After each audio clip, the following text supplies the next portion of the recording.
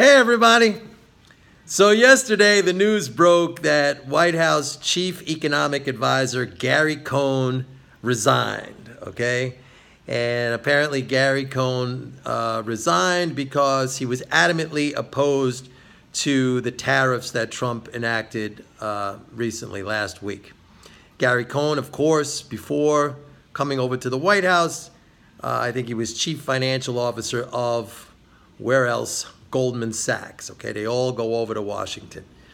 So, in reaction to Gary Cohn's resignation, what do the zombies do? They do what they always do. They get hysterical and they sell the stock market. So last night when the news was announced, Dow futures fell about 350 points, pretty significant drop. And this morning, at least when I looked a little while ago, it was down about 200 points, not quite as bad, but it might get worse through the course of the day. I don't know, because it's all zombie driven. Now, let me talk about this for a second. What is Gary Cohn's impact on the economy? I'll tell you right now. His impact on the economy is zero. Zero, okay? At best, maybe it's not even 1/10%, all right? There are three things. When you think about the economy, there are three things you need to focus on. You need to focus on fiscal policy, number one. Secondly, and it's a distant second, you need to focus on monetary policy. And third, you need to focus on foreign policy. Fiscal policy is created by Congress and the president together, all right? That's a whole bunch of people involved in that. Fiscal policy decides how much the government is going to spend or not spend, and that is a major, major component of the economy, all right?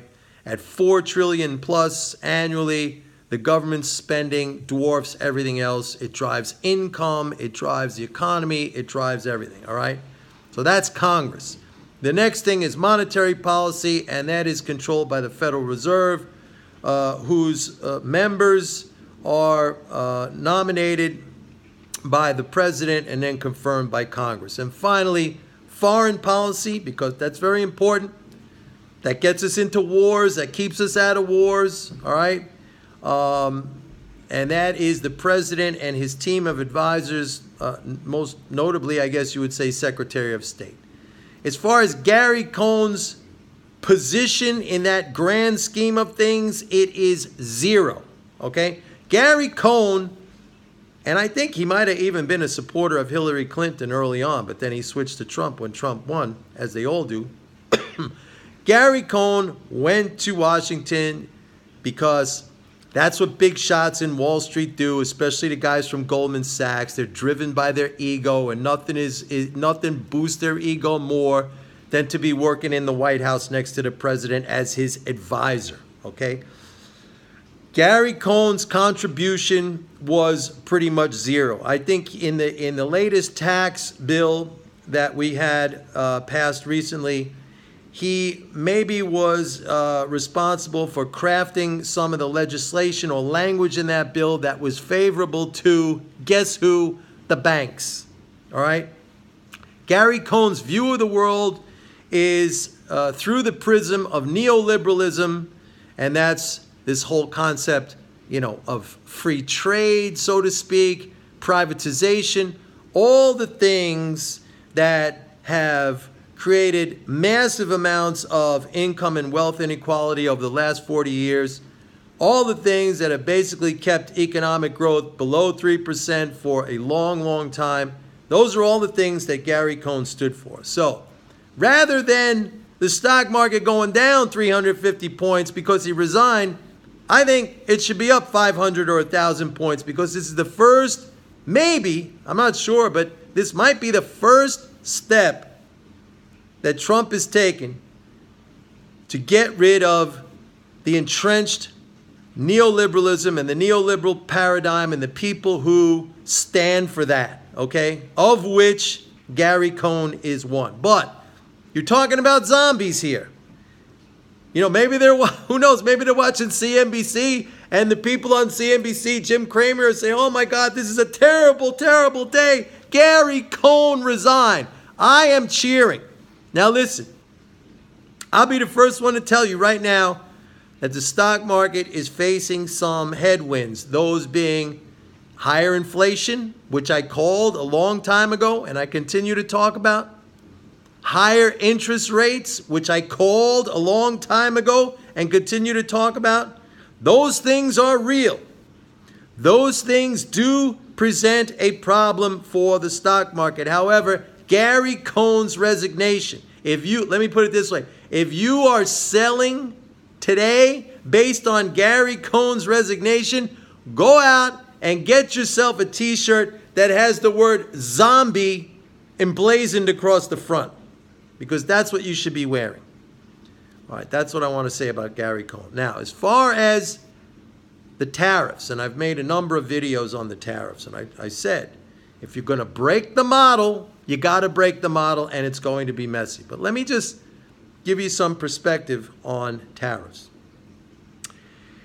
Do you know, or I should say, do you know how Japan became one of the greatest economies, and actually during the whole entire decade of the 1980s, it was the greatest economy, the largest economy in the world. We had CEOs from the United States going to Japan to observe and learn how the Japanese created what they were calling the Japanese miracle, okay? Japan Incorporated.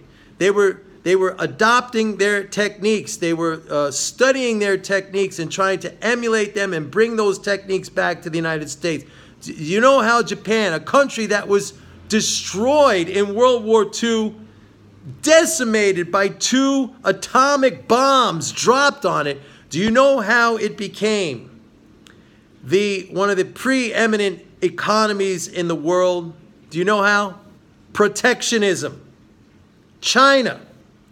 Do you know how China went from a backward nation that was the laughingstock, known only as the tea seller to the rest of the world? Do you know how that country became the largest economy in the world, or on track to become the largest economy in the world very soon, in a period of about 30, 40 years? Do you know how that happened? Protectionism. Okay?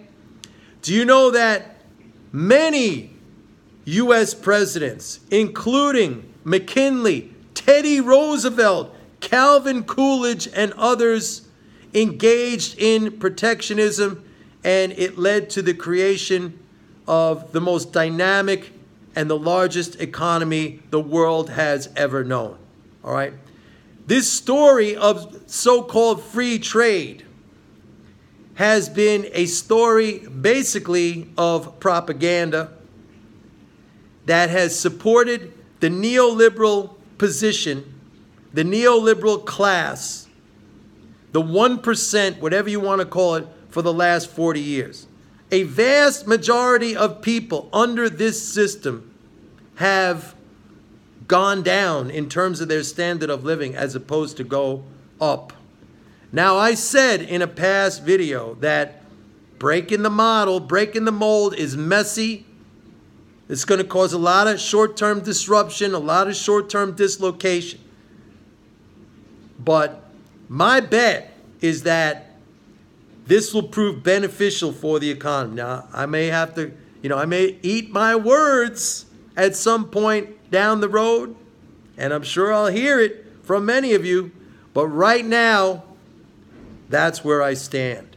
And I hope that the resignation of Gary Cohn, because he was crying about the tariffs, I hope that begins a new era for Trump where he gets rid of all these Wall Street neoliberals and he starts to repopulate his administration with people who are engaged not in financial speculation and paper shuffling, but engaged in the real economy, because I think that would be an incredible positive for the country. But we'll have to see. I mean, Gary Cohn resigned.